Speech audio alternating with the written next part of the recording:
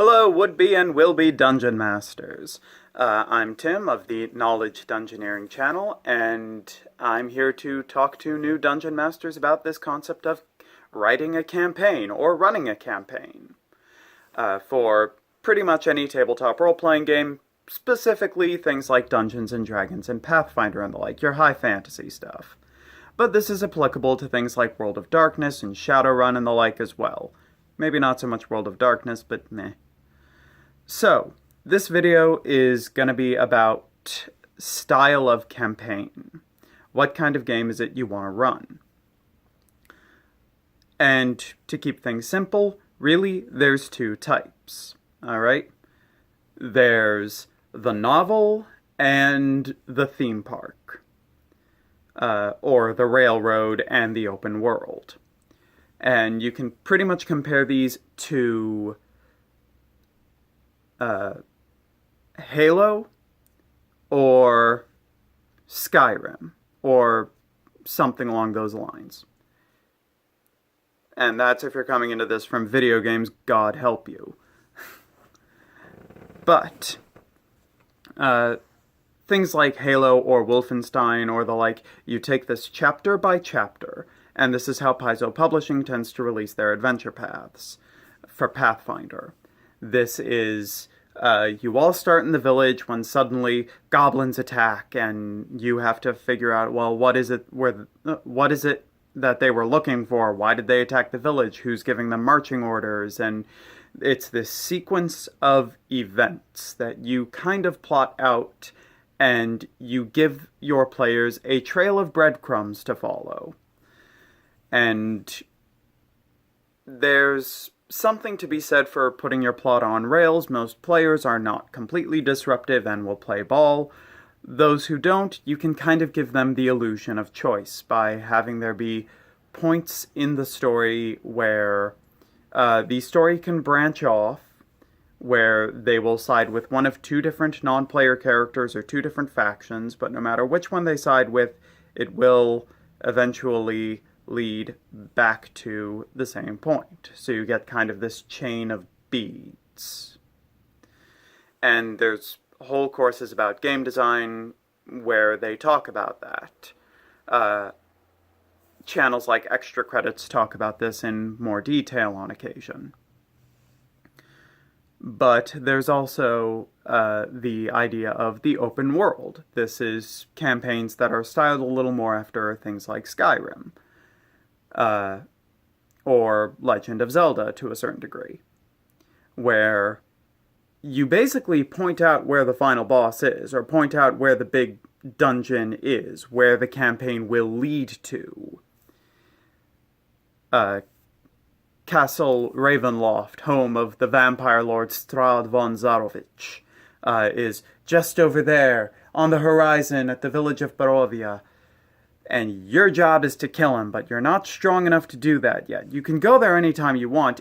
It's just the last dungeon your character will ever enter. Read into that what you will. So, you have a bunch of little side missions to do before then, but here's that one dungeon, that one final boss that the party can go off and fight and defeat or lose against in order to bring an end to the campaign. And that's the two kinds of campaigns you can really write for and you can really run. And really it comes down to how much do you want to micromanage. Because the chain of events, you can sit there and you can refine a very specific course that you want the story to take. This is, we all start in, like Rise of the Rune Lords, the example I was giving before, we all start in the village of Sandpoint during the festival to the goddess Desna, and goblins attack, and then we have to go and investigate that, and this leads us to an encounter with the person who is giving the goblins marching orders, and this leads us to investigating these things called rune wells and this ancient empire of Thassalon, etc., etc. And it's this chain of events, the slow reveal of a mystery. And you can kind of control the pace here, though keep in mind, if players want to skip from chapter 1 to like chapter 3 because they just figure something out and go right to where all of this is leading, you kind of have to let them do that unless you really want to throw a monkey wrench into how the party thinks. And you can kind of do that through misdirection. But that's the main weakness of this. The party might skip from chapter 1 to chapter 3 and not get the experience levels required to survive chapter 3, not get the magic item that they needed in chapter 2. You may need to present them with the occasional illusion of choice, such as, well, you could go with the former adventurer and barkeep, Ameko Kaijitsu, to clear out the cellar of this building in town that's been taken over by goblins, or you can go with the ranger Shalelu and Asana to clear out the forests and whatnot of any little goblin deserters who may have run off there. And it's these little illusions of choice, because ultimately this leads to basically the same dungeon, just with slightly different flavor text. But ultimately this will all lead to the same thing. Alright, whether it's the glassworks or the hedge maze, ultimately this leads to the same kind of boss encounter. You might just have to write one of these dungeons, but really you're just copying the rooms of one dungeon, pasting them over a different format. Alright, instead of the goblins coming out and throwing molten glass at people, in the glassworks they hop out and throw thorny briars at people, or there's a goblin druid summoning up the entanglement spell in the hedge maze, which is all well and good. It'll be fine, trust me. I've been doing this for 20 years, trust me. Anyway, then there's the other option, which is the free roaming, where instead of focusing with a lot of little details over a long course of a campaign, you can focus on just making one dungeon really cool and really memorable, and that dungeon will live on in the memories of players. Like, we're not just going through the Curse of Strahd. This campaign was originally called Castle Ravenloft for a reason. It's because that was the dungeon. That is where this adventure leads you to. It is where this adventure will end. It's not just Curse of Barovia as a setting, it's Curse of Strahd.